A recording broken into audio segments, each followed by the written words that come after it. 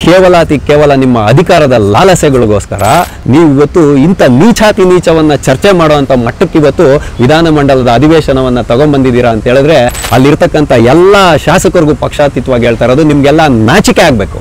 ಯಾಕೆ ಅಂತ ಹೇಳಿದ್ರೆ ಇವತ್ತು ಒಂದು ಸಭ್ಯ ಸಮಾಜ, ಒಂದು ಕುಟುಂಬದ ಮಧ್ಯದಲ್ಲಿ ಟಿವಿಯನ್ನು ಆನ್ ಮಾಡೋಕ್ಕಾಗಲ್ರಿ, ಒಂದು ನ್ಯೂಸ್ ಹೆಡ್ಲೈನ್ಸ್ ನೋಡೋಕ್ಕಾಗಲ್ಲ, ನಿಮ್ಮ ಕರ್ಮಕಾಂಡಗಳು ನೋಡ್ಕೊಂಡು ಕೂತ್ಕೋಬೇಕೇನ್ರಿ? ಮನೇಲಿ ಮಕ್ಳು ಇರ್ತಾರೆ, ವಯಸ್ಸಾದ ತಂದೆ ತಾಯಿ ಇರ್ತಾರೆ, ಅವ್ರ ಮಧ್ಯದಲ್ಲಿ ಯಾರಾದರೂ ಒಬ್ರು ಸುಸಂಸ್ಕೃತ ಸಂಸಾರ ಒಂದು ಟಿವಿ ಚಾನಲಲ್ಲಿ ಒಂದು ನ್ಯೂಸ್ ನೋಡದೇ ಇರೋ ಮಟ್ಟಕ್ಕೆ ಇವತ್ತು ವಿಧಾನಸಭೆಯ ಅಧಿವೇಶನದ ಒಂದು ಗರಿಮೆಯನ್ನ ತಳಮಟ್ಟಕ್ಕೆ ತಗೊಂಬಂದು ಇಟ್ಟಿದ್ದೀರಾ ಅಂದ್ರೆ ನಿಮ್ಗೆಲ್ಲ ಶಾಸಕರಿಗೂ ನಾಚಿಕೆ ಆಗ್ಬೇಕು. ಈ ಹನಿ ಟ್ರ್ಯಾಪ್ನ ಪ್ಲಾನಿಂಗ್ಗಳೆಲ್ಲ ರಾತ್ರಿ 2 ಗಂಟೆ ಮೇಲೆ ನಡೀತಾವಂತೆ. ಅದಕ್ಕೆ ಅಂತ ಒಂದು ತಂಡ ರಚನೆ ಆಗಿದೆಯಂತೆ, ಅದಕ್ಕೆ ಅಂತ ಡೈರೆಕ್ಟರ್ ಇದ್ದಾರಂತೆ, ಪ್ರೊಡ್ಯೂಸರ್ ಇದ್ದಾರಂತೆ. ಆ ಡೈರೆಕ್ಟರ್ ಯಾರು, ಆ ಪ್ರೊಡ್ಯೂಸರ್ ಯಾರು ಅನ್ನೋದನ್ನ ಆದಷ್ಟು ಬೇಗ ಕರ್ನಾಟಕದ ಜನತೆ ಮುಂದೆ ತೆಗೆದಿಡುವಂತಹ ಕೆಲಸವನ್ನ ಸಿದ್ದರಾಮಯ್ಯನವರ ಸರ್ಕಾರ ಮಾಡಬೇಕು.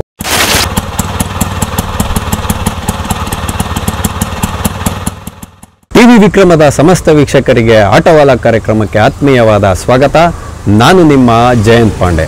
ಸ್ನೇಹಿತರೆ, ಕರ್ನಾಟಕ ವಿಧಾನಸಭಾ ಅಧಿವೇಶನದಲ್ಲಿ ಇಂಥ ಚರ್ಚೆ ಬಂದಿರತಕ್ಕಂಥದ್ದು ನಮ್ಮೆಲ್ಲರಿಗೂ ನೋವಿನ ಸಂಗತಿ.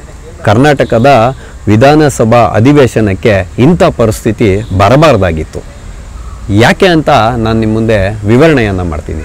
ಸ್ನೇಹಿತರೆ, ಇವತ್ತು ಹನಿ ಟ್ರ್ಯಾಪ್ ಅನ್ನೋ ವಿಷಯ ಎಲ್ಲ ಕಡೆಗೆ ಗುಸು ಚರ್ಚೆ ಆಗ್ತಾ ಇತ್ತು. ಅಧಿಕಾರದ ದಾಹಕ್ಕೋಸ್ಕರ ಯಾರು ಬಲೆಗೆ ಬೀಳ್ತಾರೋ ಅವರನ್ನು ಕೆಡ್ಡಾಗೆ ಕೆಡವಿ ಅವರು ರಾಜಕೀಯವಾಗಿ ಮೇಲೇರುವಂತಹ ತಂತ್ರಗಳು ನಡೀತಿದೆ ಅಂತ ಕಳೆದ ಒಂದು 15-20 ದಿನದಿಂದ ಗುಸು ಚರ್ಚೆ ಆಗ್ತಾ ಇತ್ತು. ಇಬ್ಬರು ಪ್ರಭಾವಿ ಸಚಿವರು, ಒಬ್ಬರು ಸಚಿವರ ಮಗನನ್ನ ಕೆಡ್ಡಾಗೆ ಕೆಡವಲಾಗಿದೆ ಅಂತ ಹೇಳುವಂಥ ವಿಚಾರಗಳು ಪತ್ರಿಕೆಯಲ್ಲಿ ಒಂದು ವಾರದಿಂದ ಈಚೆಗೆ ಓಡಾಡಲಿಕ್ಕೆ ಶುರುವಾಯಿತು. ಆದರೆ ಗುಸು ಎಲ್ಲಿವರೆಗೂ ಹೋಗಿದೆ ಅಂದರೆ, ಈ ರೀತಿಯಾಗಿ ಪ್ರಭಾವಿಯೊಬ್ಬರು ಹನಿ ಟ್ರ್ಯಾಪನ್ನು ಮಾಡಿ ತಮ್ಮ ಬೇಳೆಯನ್ನು ಬೇಯಿಸ್ಕೊಳ್ತಾ ಇದ್ದಾರೆ ಅಂತ ಕಾಂಗ್ರೆಸ್ನ ಹೈಕಮಾಂಡ್ಗೂ ಕೂಡ ಈಗಾಗಲೇ ದೂರನ್ನು ಕೊಡಲಾಗಿದೆ ಅನ್ನುವಂಥ ಹೇಳುವ ಮಟ್ಟಿಗೆ ಈ ಚರ್ಚೆ ಬಂದು ನಿಂತಿರ್ತಕ್ಕಂಥದ್ದು. ಆದರೆ ಇಲ್ಲಿ ಏನಾಗುತ್ತೆ ಅಂತ ಹೇಳಿದ್ರೆ, ಒಂದು ಕುತೂಹಲದ ಸಂಗತಿ ನಿನ್ನೆ ನಮ್ಮ ಕರ್ನಾಟಕದ ವಿಧಾನಸಭಾ ಸಭೆಯ ಒಂದು ಅಧಿವೇಶನದಲ್ಲಿ ನಡೆದೋಗುತ್ತೆ. ಬಡ್ಜೆಟ್ನ ಅಧಿವೇಶನ ಇವಾಗ ನಡೀತಾ ಇದೆಯಲ್ಲ, ಅಲ್ಲಿ ಈ ವಿಷಯ ಚರ್ಚೆಗೆ ಬಂದ್ಬಿಡುತ್ತೆ. ಆದರೆ ಇದಕ್ಕೂ ಮುಂಚೆ ಒಂದು ಬೆಳವಣಿಗೆ ನಡೆದಿದೆ ಅಂತ ಇವಾಗ ಒಂದು ಮಾತು ಎಲ್ಲ ಕಡೆಗೆ ಹರಿದಾಡ್ತಾ ಇರತಕ್ಕಂಥದ್ದು. ನಗರಾಭಿವೃದ್ಧಿ ಸಚಿವರಾದಂತಹ ಭೈರತಿ ಸುರೇಶ್ ಅವರು ಮತ್ತೆ ಸಹಕಾರಿ ಸಚಿವರಾದಂಥ ರಾಜಣ್ಣ ಅವರು ಒಂದು ಚೀಟಿಯನ್ನು ಬರೆದು ಯತ್ನಾಳ್ ಅವ್ರ ಕೈಗೆ ತಲುಪಿಸಿದ್ದಾರೆ ಅಂತ ಹೇಳುವಂಥ ಮಾತುಕತೆ ಇವತ್ತು ಎಲ್ಲ ಕಡೆಗೆ ಜನರು ಮಾತಾಡ್ತಾ ಇರ್ತಕ್ಕಂಥದ್ದು.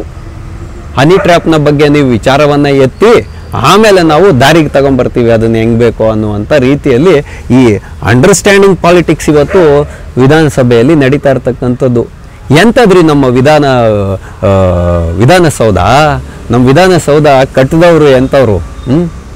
ಎಂತೆಂಥ ಆರೋಗ್ಯಕರ ಚರ್ಚೆ ಆಗ್ತಾ ಇತ್ತು. ಎಂತೆಂಥ ಸುಸಂಸ್ಕೃತರು ನಮ್ಮ ಕರ್ನಾಟಕ ರಾಜ್ಯವನ್ನು ಆಳ್ಬಿಟ್ಟೋಗಿದ್ದಾರೆ. ಆದರೆ ಇವತ್ತು ಕೇವಲ ನಿಮ್ಮ ಅಧಿಕಾರದ ಲಾಲಸೆಗಳಿಗೋಸ್ಕರ ನೀವು ಇವತ್ತು ಇಂಥ ನೀಚವನ್ನ ಚರ್ಚೆ ಮಾಡುವಂಥ ಮಟ್ಟಕ್ಕೆ ಇವತ್ತು ವಿಧಾನಮಂಡಲದ ಅಧಿವೇಶನವನ್ನು ತಗೊಂಡ್ಬಂದಿದ್ದೀರಾ ಅಂತ ಹೇಳಿದ್ರೆ ಅಲ್ಲಿರ್ತಕ್ಕಂಥ ಎಲ್ಲ ಶಾಸಕರಿಗೂ ಪಕ್ಷಾತೀತವಾಗಿ ಹೇಳ್ತಾ ಇರೋದು ನಿಮಗೆಲ್ಲ ನಾಚಿಕೆ ಆಗಬೇಕು. ಯಾಕೆ ಅಂತ ಹೇಳಿದ್ರೆ ನಮ್ಮ ಅಧಿವೇಶನಗಳನ್ನ ನೋಡೋದು ಅದಕ್ಕೊಂದು ಹೆಮ್ಮೆ ಇತ್ತು. ಭಾರತ ದೇಶದಲ್ಲಿ ಕರ್ನಾಟಕ ರಾಜ್ಯದಲ್ಲಿ ನಡೆಯುವಂಥ ಚರ್ಚೆಗಳು ತುಂಬ ಆರೋಗ್ಯಕರವಾಗಿರ್ತವೆ ಅಂತ ದೇಶದ ಗಮನವನ್ನು ಸೆಳೀತಾ ಇತ್ತು. ಅಂಥದ್ದೆಲ್ಲ ಹೋಗಿ ಇವತ್ತು ಹನಿ ಟ್ರ್ಯಾಪ್ನ ಬಗ್ಗೆ ಚರ್ಚೆ ಮಾಡೋದಕ್ಕೆ ಅವಕಾಶ ಕೇಳುವಂತಹ ಸ್ಥಿತಿಗೆ ಕರ್ನಾಟಕ ತಲುಪಿದೆ ಅಂದರೆ ನಾವು ಎಂಥ ಸರ್ಕಾರನ ಆಯ್ಕೆ ಮಾಡಿದ್ದೀವಿ ಅಂತ ಜನಗಳು ನಮ್ಮ ಮುಂದೆ ಪ್ರಶ್ನೆ ಇಟ್ಕೊಳ್ಳೋಂಥ ಕಾಲ ಬಂದಿದೆ. ಇರಲಿ, ಅದು ಒಂದು ಪಕ್ಕಕ್ಕೆ. ನಾವಿವಾಗ ಮೂಲ ವಿಷಯಕ್ಕೆ ಬರೋಣ. ಯತ್ನಾಳ್ ಅವರು ಯಾವಾಗ ಈ ವಿಷಯವನ್ನು ಎತ್ತಿದ್ರೋ ಸಮಯಕ್ಕೋಸ್ಕರನೇ ಕಾಯ್ತಾ ಇದ್ದಂಥ ರಾಜಣ್ಣನವರು ಆ ಕಡೆನೂ ಇದ್ದಾರೆ, ಹನಿ ಟ್ರ್ಯಾಪ್ ಮಾಡೋರು ಈ ಕಡೆನೂ ಇದ್ದಾರೆ ಅಂತ ತಿಪ್ಪೆ ಸಾರ್ಸ ನ್ಯಾಯ ಮಾತಾಡ್ತಾರೆ.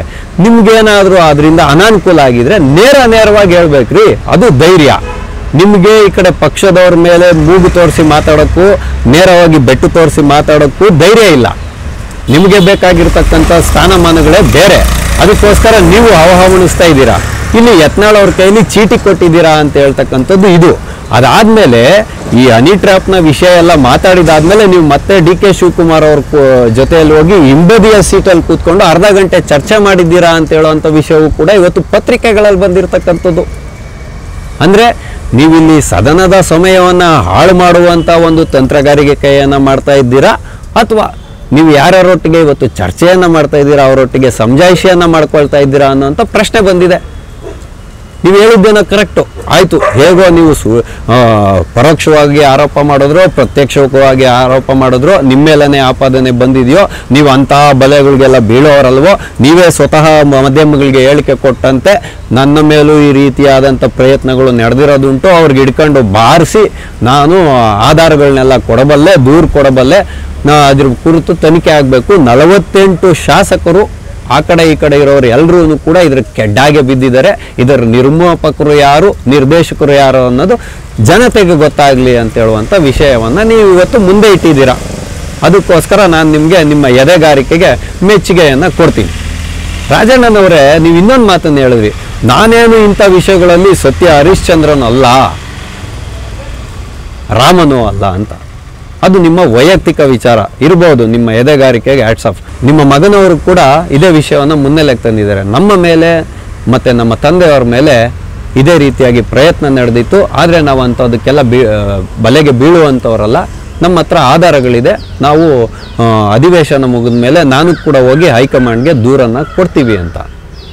ಇದೆಲ್ಲದ್ರ ಮಧ್ಯೆ ಮುನಿರತ್ನ ಅವರು ಪಾಪ ಅವ್ರಿಗೆ ಅದೆಷ್ಟು ನೋವು ಒಳಗಡೆ ಮರಗಟ್ಟಿತ್ತೋ ಗೊತ್ತಿಲ್ಲ. ನನ್ನ ಮಗನ ವಯಸ್ಸು 15 ವರ್ಷ, ಇವತ್ತು ನಾನು ತಲೆ ಎತ್ಕೊಂಡು ತಿರುಗಾಡೋಕ್ಕಾಗ್ತಾ ಇಲ್ಲ ಅಂತ ದೇವತೆಗಳ ಚಿತ್ರಗಳನ್ನು ತಗೊಬಂದಿದ್ದಾರೆ ಪ್ರಿಂಟೌಟ್ ಮಾಡಿ. ಅವರು ಸದನದಲ್ಲಿ ಯಾವುದೇ ಒಬ್ಬರ ವ್ಯಕ್ತಿಯ ಹೆಸರನ್ನು ಹೇಳಲಿಲ್ಲ ಅಂದ್ರೂ ಶನಿ ಮಹಾತ್ಮರನ್ನು, ನೊಣವಿನ ಕೆರೆ ಅಜ್ಜಯ್ಯನನ್ನು ಮತ್ತು ದೇವಿಯ ಒಂದು ಚಿತ್ರವನ್ನು ತೋರಿಸಿ ನಾನು ಪ್ರಮಾಣ ಮಾಡ್ತೀನಿ, ನಾನು ಈ ರೀತಿಯಾಗೆಲ್ಲ ಮಾಡಿಲ್ಲ, ಆದರೆ ನನ್ನನ್ನು ರಾಜಕೀಯವಾಗಿ ತುಳಿದು ಹಾಕಬೇಕು ಮತ್ತು ನನ್ನ ವ್ಯಕ್ತಿತ್ವಕ್ಕೆ ಒಂದು ಕಪ್ಪು ಮಸಿಯನ್ನು ಬಳಿಬೇಕು ಅನ್ನುವಂಥ ನಿಟ್ಟಿನಲ್ಲಿ ರಾಜಕೀಯ ಪ್ರೇರಿತವಾಗಿ ಈ ರೀತಿಯಾಗಿ ನಡೆದಿದೆ. ನನಗೆ 15 ವರ್ಷದ ಮಗ ಇದ್ದು ನಾನು ಇವತ್ತು ಸಮಾಜದಲ್ಲಿ ತಲೆ ಎತ್ತಿ ಓಡಾಡದೇ ಇರೋಂಥ ಸ್ಥಿತಿ ನಿರ್ಮಾಣ ಆಗಿದೆ ಅಂತ ತಮ್ಮ ಅಳಲನ್ನು ಭಾವನಾತ್ಮಕವಾಗಿ ತೋಡ್ಕೊಂಡ್ರು. ಆಚೆ ಬಂದು ನೇರವಾಗಿ ಅವರು ಯಾರ ಮೇಲೆ ಮಾಡಿದ್ದಾರೆ ಆಪಾದನೆ ಅನ್ನೋದನ್ನು ಜನರು ನೋಡ್ಕೋಬೇಕು ಇವತ್ತು. ಆದರೆ ಇದೆಲ್ಲವೂ ಗಿಲ್ಕಿ ಹೊಡೆದು ಒಬ್ಬರು ಪ್ರಭಾವಿಯ ಮೇಲೆ ಬೆಟ್ಟನ್ನು ತೋರಿಸ್ತಾ ಇರತಕ್ಕಂಥದ್ದು ಇವತ್ತು ಬಂದಿದೆ. ಸತೀಶ್ ಜಾರಕಿಹೊಳಿ ಅವರು ಕೂಡ ಈ ರೀತಿಯಾಗೆಲ್ಲ ನಡಿಬಾರ್ದು ಅಂತ ಮಾತನ್ನು ಆಡಿರ್ತಕ್ಕಂಥದ್ದು. ಹಾಗಾದರೆ ರಾಜಣ್ಣ ಅವರು ಸುಳ್ಳು ಹೇಳ್ತಾ ಇದ್ದಾರಾ? ಕೇಳಿ ಅವ್ರು ಯಾಕೆ ಸುಳ್ಳು ಹೇಳಬೇಕು ಅನ್ನುವಂಥ ಪ್ರಶ್ನೆ ನಮ್ಮನ್ನೆಲ್ಲ ಕಾಡುತ್ತೆ. ಆದರೆ ಪರಮೇಶ್ವರ್ ಅವರು ಇಲ್ಲೊಂದು ಕ್ಲಾರಿಟಿಯನ್ನು ಕೊಟ್ಟಿದ್ದಾರೆ. ಏನಂತ ಹೇಳಿದ್ರೆ, ಯಾರಾದರೂ ದೂರು ಕೊಟ್ಟರೆ ಇದರ ಮಟ್ಟಿಗೆ ಒಂದು ಉನ್ನತ ಮಟ್ಟದ ಸಮಿತಿಯನ್ನು ರಚನೆ ಮಾಡ್ತೀವಿ, SIT ಅಂತ. ಅದಕ್ಕೆ ವಿರೋಧ ಪಕ್ಷಗಳು ಆಸ್ಪದವನ್ನು ಕೊಳ್ಳಿಲ್ಲ. SIT ಮೇಲೆ ನಮಗೆ ನಂಬಿಕೆ ಇಲ್ಲ, ಯಾರಾದರೂ ಒಬ್ಬರು ನಿವೃತ್ತ ನ್ಯಾಯಾಧೀಶರ ಅಡಿಯಲ್ಲಿ ಇದು ತನಿಖೆ ಆಗಬೇಕು. ನೋಡಿ, ನಾವೆಲ್ಲರೂ ಇಲ್ಲಿ ನೋಡಬೇಕಾಗಿರುವಂಥ ವಿಚಾರ ಒಂದಿದೆ. ತನಿಖೆ ಬೇರೆ ರೀತಿಯಲ್ಲಿ ನಡೆಯುತ್ತೆ, ವಿಚಾರಣೆಯೇ ಬೇರೆ ರೀತಿಯಲ್ಲಿ ನಡೆಯುತ್ತೆ. ಕೇವಲ ವಿಚಾರಣೆ ಅಂತ ಹೇಳುವ ವಿಚಾರಣೆಗೆ ಅನುಮತಿಯನ್ನು ಕೊಟ್ಬಿಟ್ಟು ತನಿಖೆಯನ್ನೇ ಮಾಡೋದಿಲ್ಲ. ಈ ಆಗಿರತಕ್ಕಂಥ ಎಲ್ಲ ಬೆಳವಣಿಗೆಗಳನ್ನ ದಾರಿ ತಪ್ಪಿಸೋಂಥ ಪ್ರಯತ್ನಗಳು ನಡೆಯುತ್ತೆ. ಹಾಗಾಗಿ ಇದನ್ನು ಒಂದು ಉನ್ನತ ಮಟ್ಟದ ತನಿಖೆ ಕೊಡಬೇಕು. ಇಲ್ಲ ಇದರಲ್ಲಿ ರಾಜ್ಯ ಸರ್ಕಾರದ ಹಸ್ತಕ್ಷೇಪ ಆಗುತ್ತೆ ಅನ್ನೋದಾದರೆ, ಯಾಕೆ ಅಂತ ಹೇಳಿದ್ರೆ ಇವತ್ತು ಒಂದು ಸಭ್ಯ ಸಮಾಜ, ಒಂದು ಕುಟುಂಬದ ಮಧ್ಯದಲ್ಲಿ ಟಿವಿಯನ್ನು ಆನ್ ಮಾಡೋಕ್ಕಾಗಲ್ರಿ, ಒಂದು ನ್ಯೂಸ್ ಹೆಡ್ಲೈನ್ಸ್ ನೋಡೋಕ್ಕಾಗಲ್ಲ, ನಿಮ್ಮ ಕರ್ಮಕಾಂಡಗಳು ನೋಡ್ಕೊಂಡು ಕೂತ್ಕೋಬೇಕೇನ್ರಿ? ಮನೇಲಿ ಮಕ್ಕಳಿರ್ತಾರೆ, ವಯಸ್ಸಾದ ತಂದೆ ತಾಯಿ ಇರ್ತಾರೆ, ಅವ್ರ ಮಧ್ಯದಲ್ಲಿ ಯಾರಾದರೂ ಒಬ್ಬರು ಸುಸಂಸ್ಕೃತ ಸಂಸಾರ ಒಂದು TV ಚಾನಲಲ್ಲಿ ಒಂದು ನ್ಯೂಸ್ ನೋಡದೇ ಇರೋ ಮಟ್ಟಕ್ಕೆ ಇವತ್ತು ವಿಧಾನಸಭೆಯ ಅಧಿವೇಶನದ ಒಂದು ಗರಿಮೆಯನ್ನು ತಳಮಟ್ಟಕ್ಕೆ ತಗೊಂಬಂದು ಇಟ್ಟಿದ್ದೀರಾ ಅಂದರೆ ನಿಮಗೆಲ್ಲ ಶಾಸಕರಿಗೂ ನಾಚಿಕೆ ಆಗಬೇಕಿದು. ಇವತ್ತು ಕರ್ನಾಟಕ ಪೆನ್ ಡ್ರೈವ್ ಮತ್ತು ಈ ರೀತಿ CD-ಗಳ ಫ್ಯಾಕ್ಟ್ರಿ ಆಗಿದೆ ಇವತ್ತು, ಎಲ್ಲ ಪಕ್ಷಾತೀತವಾಗಿ ಅಂತ ಹೇಳುವಂಥ ಮಾತು ಇವತ್ತು ಕರ್ನಾಟಕದ ಜನತೆ, ನಿಮ್ಮನ್ನು ಚುನಾಯಿತ ಪ್ರತಿನಿಧಿಗಳು ಇವತ್ತು ನೀವೇನಿದ್ದೀರಾ ನಮ್ಮನ್ನು ಆಳ್ವಿಕೆ ಮಾಡೋರು, ನಿಮ್ಮಂಥವ್ರ ಬಾಯಲ್ಲಿ ನಾವೆಲ್ಲ ಕೇಳಬೇಕೇನ್ರಿ? ರಾಜಣ್ಣನವರೇ, ಹೇಗೋ ನೀವು ರಾಜಕೀಯ ಪ್ರೇರಿತವಾಗೋ ಅಥವಾ ಇನ್ನೊಂದು ವಿಷಯವಾಗೋ ಎಲ್ಲ ವಿಚಾರನ ಸಮಾಜದ ಮುಂದೆ ಇವತ್ತು ತಂದಿಟ್ಬಿಟ್ಟು ಕರ್ನಾಟಕದ ಜನಪ್ರತಿನಿಧಿಗಳ ಮಾನವನ್ನು ಬೀದಿಗಿಟ್ಟಿದ್ದೀರಾ. ಖಂಡಿತವಾಗ್ಲೂ ಇದಕ್ಕೆ ನಿಮಗೆ ಶ್ಲಾಘನೆಯನ್ನು ಮಾಡಲೇಬೇಕು. ಆದರೆ ಈ ಒಂದು ಹನಿ ಟ್ರ್ಯಾಪ್ನ ವಿಷಯ ಏನಿದೆ ಇದು ಕೂಲಂಕುಷವಾಗಿ ತನಿಖೆ ಆಗಬೇಕು, ಆಳವಾದ ತನಿಖೆ ಆಗಬೇಕು. ಯಾಕೆ ಸಹಕಾರಿ ಸಚಿವರಾದಂತಹ ರಾಜಣ್ಣ ಅವರೇ ಹೇಳೋದ್ರ ಪ್ರಕಾರ ಈ ಹನಿ ಟ್ರ್ಯಾಪ್ನ ಪ್ಲ್ಯಾನಿಂಗ್ಗಳೆಲ್ಲ ರಾತ್ರಿ 2 ಗಂಟೆ ಮೇಲೆ ನಡೀತಾವಂತೆ. ಅದಕ್ಕೆ ಅಂತ ಒಂದು ತಂಡ ರಚನೆ ಆಗಿದೆಯಂತೆ, ಅದಕ್ಕೆ ಅಂತ ಡೈರೆಕ್ಟರ್ ಇದ್ದಾರಂತೆ, ಪ್ರೊಡ್ಯೂಸರ್ ಇದ್ದಾರಂತೆ. ಆ ಡೈರೆಕ್ಟರ್ ಯಾರು, ಆ ಪ್ರೊಡ್ಯೂಸರ್ ಯಾರು ಅನ್ನೋದನ್ನ ಆದಷ್ಟು ಬೇಗ ಕರ್ನಾಟಕದ ಜನತೆ ಮುಂದೆ ತೆಗೆದಿಡುವಂತಹ ಕೆಲಸವನ್ನು ಸಿದ್ದರಾಮಯ್ಯನವ್ರ ಸರ್ಕಾರ ಮಾಡಬೇಕು. ಆದರೆ ನಮ್ಮ ಪರಮೇಶ್ವರ್ಜಿ ಅವರು ಮೆಲ್ಲಗೆ ಮಗುವಿನಂತೆ ನುಳಿಸಿಕೊಳ್ಳುವಂತಹ ಕೆಲಸವನ್ನು ಮಾಡಬಾರ್ದು. ನೀವು ಗಂಭೀರವಾಗಿ ಒಂದು ಈ ತನಿಖೆಗೆ ಅನುಮತಿಯನ್ನು ಕೊಟ್ಟು ಈ ವಿಷಯವನ್ನು ಮುನ್ನೆಲೆಗೆ ತೊಗೊಂಬರ್ಬೇಕು ಅಂತ ಹೇಳುವಂಥ ವಿಚಾರವನ್ನು ನಮ್ಮೆಲ್ಲರ ಜನಪ್ರತಿನಿಧಿಗಳ ಮುಂದೆ ಇಡೋದ್ರೊಂದಿಗೆ ಇಂತಹ ಒಂದು ದುಸ್ಥಿತಿ ಕರ್ನಾಟಕ ರಾಜ್ಯದ ಜನತೆ ಕೇಳುವಂತಹ ಸಮಯ ಬರಬಾರ್ದಾಗಿತ್ತು ಅನ್ನುವಂಥ ವಿಷಯದೊಂದಿಗೆ ಆಟೋವಲ ಕಾರ್ಯಕ್ರಮವನ್ನು ನಾವಿಂದು ಮುಗಿಸ್ತಾ ಇದ್ದೇವೆ. ಮುಂದೆ ಇಂತಹದ್ದೇ ಒಂದು ಕುತೂಹಲಕಾರಿಯಾದ ವಿಷಯದೊಂದಿಗೆ ನಾವೆಲ್ಲರೂ ಮತ್ತೆ ಭೇಟಿಯಾಗೋಣ.